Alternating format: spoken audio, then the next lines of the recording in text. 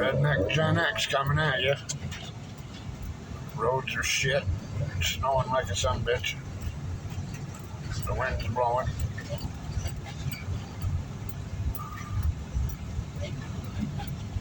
This is in town.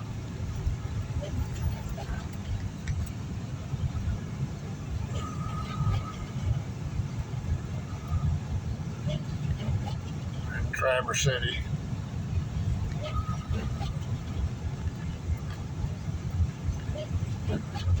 There's a hell of an accident up on, what is it? I can't remember the name of the road. But there was a bad accident that closed down the whole freaking street from both ends. So figure I'd give you guys a heads up on what it's like out here. The roads are shit. They're ice. Slicker and snot on the doorknob.